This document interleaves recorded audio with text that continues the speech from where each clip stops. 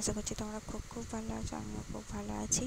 তো আমরা তো ভালো আছি, তোমরা কি চিন্তা করছো একবারও যে যারা আমরা আমাদের মাথার উপর ছাদ রয়েছে, আমরা ভালো রয়েছি, বৃষ্টি পড়লেও ওদের মাথায় জল পড়ছে না, কিন্তু পশু পাখিদের কী অবস্থা?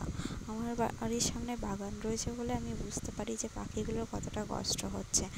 তারা অনবরত জল পড়েই যাচ্ছে, দেখো ওদের কিচিরমিচির শব্দটা তোমরা নিশ্চয়ই শুনতে পেয়েছো।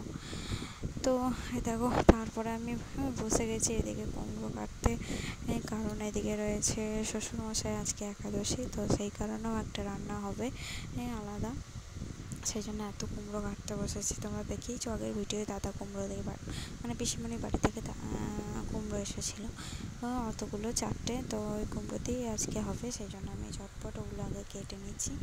আর আমরা করবো, এই বৃষ্টি পড়ছে আজকে খিচুড়ি, তো সেই কারণে আমাদের একটু খিচুড়ি হবে, তাতেও একটু কুমড়ো দেবো, সেই জন্য আমি একটু বেশি করেই কেটে নিচ্ছি।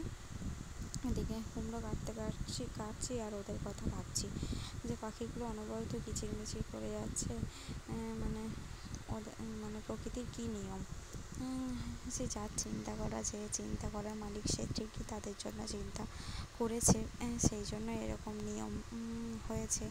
সেই কথা ভাবতে ভাবতে আমি সব কুমড়ো কাটা হয়ে গেছে। আর এদিকে দেখো কি হচ্ছে ছেলের সাথে আমার। আই লাভ ইউ বলো, কি বলো?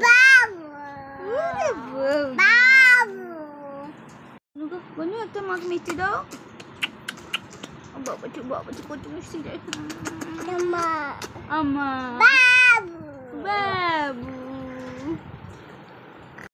এদিকে দেখো আমি জামা কাপড়গুলো মিলেছে, প্রায় সবই শুকিয়ে গেছে। আর এদিকে দেখো মানে বৃষ্টি আমার শত্রু, বুঝতে পারছো? তো আমার জামাগুলো সব শুকিয়ে গেছে, কী করে আবার ভিজিয়ে দেবো তার একটা চেষ্টা করছি। তো এই দেখো এদিকে দেখো বড়ো বড়ো ফোঁটা বৃষ্টি আরম্ভ হয়ে গেছে, আর আমিও ভিজে উঠেছি একটু।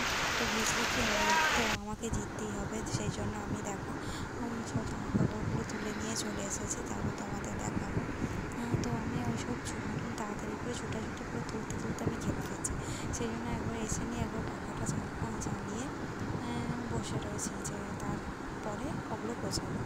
আর এইদিকে দেখো আমার বিছানার চাদরটা, তোমরা ভাববে কেন তোমাদের বিছানার চাদরটা আমি দেখাচ্ছি, কারণ কেন বলো তো? তোমরা কি বুঝতে পেরেছো কী জন্য তোমাদের দেখাচ্ছি? এই বিছানার চাদরটা তো এই নতুন, তোমরা দেখেছো আগে যেদিন পেতেছি তোমাদেরকে দেখিয়েছি, তো একবার নোংরা হওয়ার পরে আমি একবার কেচেছি। তোমরা কতটা বুঝতে পারছো আমি জানি না। তো কালারটা বুঝতে পারছো, পুরো মাঝখানে কালার, মানে পুরো চাদরটার কালারটা একদম ফিকে হয়ে গেছে, মানে সব কালার উঠে গেছে। আর এদিকে দেখো জামা কাপড়গুলো আমি একদম বৃষ্টির সাথে ভালো করে তুলেছি, শুকনো জামা কাপড়গুলো, তাও একটা কাঁথা একটু ভিজে গেছে। তো আজকের ভিডিওটা এটুকুই, দেখা যাচ্ছে একটা নেক্সট ভিডিও।